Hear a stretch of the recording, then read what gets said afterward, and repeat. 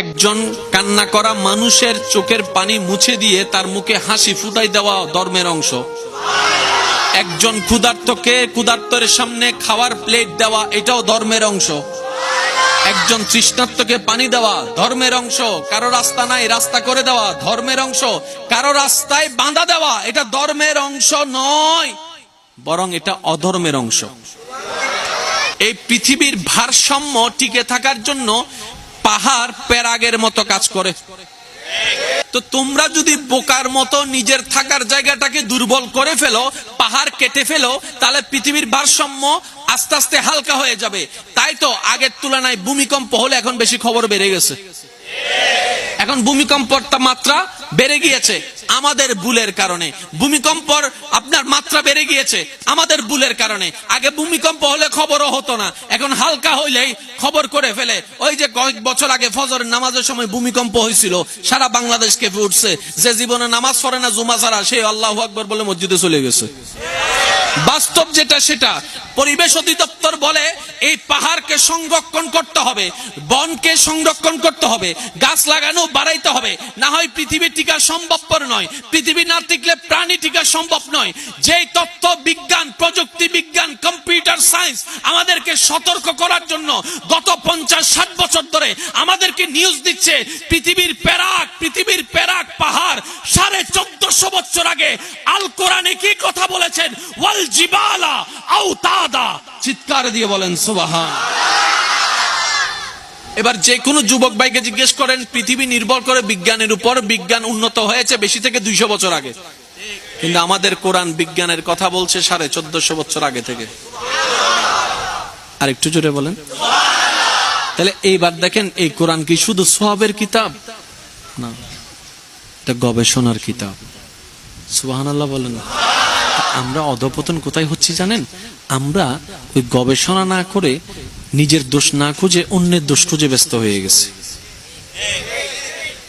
Mind করেন না, আমি একটা কথা বলি, রাগ করলে পরে কইরেন, গালাগালি দিলেও পরে দিয়েন, সমস্যা নাই। তবে আমার একটা আবদার, আল্লাহ যদি আপনাকে জান্নাত দেয়, সাথে আমারে নিয়ে যাবেন। এবার বলেন, মুসলিম সারা বিশ্বের ভিতরে আপনি যে কোনো যুবক ভাইকে জিজ্ঞেস করলে দেখবেন বিজ্ঞানের উপরে সারা পৃথিবী চলে, কিন্তু আজকে থেকে 200, 300, 400, 500, 600 বছর পিছনে গেলে দেখবেন এই পৃথিবীর রাজত্ব ছিল মুসলমানদের হাতে। বিজ্ঞানের রাজত্ব ছিল মুসলমানদের হাতে।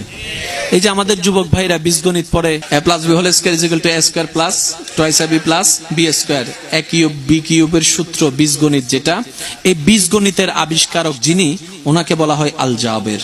সুবহানাল্লাহ বলুন। আমি বুঝাতে চাচ্ছি, জ্ঞানের জগতে অনেক অনেক বড় বড় মুসলিম বিজ্ঞানী আছে না নাই? তার মধ্যে একটা দেখবেন চিকিৎসা বিজ্ঞানে বিভিন্ন মেডিকেলের মধ্যে একটা নাম দেখা যায়, ইবনে সিনা। এটাও মুসলমানের। আজকে আমরা তো পিছিয়ে পড়ে গেলাম কেন? রাগ করেন না, কথাটা বলেই ফেলি। হ্যাঁ, একদল চিন্তা করতেছে কি রে, মুসলমানেরা এত, তারপরও দেখি তারা মাথা তুলে দাঁড়ায়। তাদেরকে বদরও মারতে চাইছি, পারি নাই। উহুদেও ধরতে চাইছি, পারি নাই। বদরের মধ্যে 1000-এর উপরে নিয়ে গেছি, 313 জনে আমাদেরকে কাট করে দিছে। আমরা পেট ভরা নিয়ে গেছি, তারা ক্ষুধার্ত নিয়ে গেছে। আমরা তলোয়ারের উপর তলোয়ার নিয়ে গেছি, তারা বিনা তলোয়ারে গেছে। এই মুসলমান জাতিরে তো হারানো সম্ভব। এইবার তারা গবেষণা করে দেখলো মুসলমানদের আছে কি। তারা দেখলো মুসলমানদের 2টা জিনিস বড় আছে, একটার নাম কোরআন, একটার নাম নবী রাহমাতুল লিল আলামিন। এবার তারা প্ল্যানিং করলো, যেমনি হোক এই মুসলমান জাতিকে যদি এই 2টা থেকে কোন রকম সরানো যায়। বুঝাইতে পারি না মনে কথাটা। মুসলিম জাতিকে যদি কোন রকম এই কোরআন আর নবী থেকে সরানো যায়, এই মুসলিম জাতি 1 কোটি থাকলো, যেটা এখন হচ্ছে আর কি, বর্তমানে কিচ্ছু করতে পারবে না। তারা হাজার চিন্তা করে এই 2টা জায়গা বের করে এখন মুসলিম সমাজের ভিতরে এই কোরআন থেকে দূরে যাওয়ার জন্য, নবী থেকে দূরে যাওয়ার জন্য যা বলা দরকার বলা শুরু করেছে, যা করা দরকার করা শুরু করেছে। আমরা আজকে দলাদলি হয়ে একজন আরেকজনের সাথে ঝগড়া করতেছি, আমাদের কোরআন নিয়ে তারা গবেষণা করে বিশ্বের মধ্যে রাজত্ব করতেছে।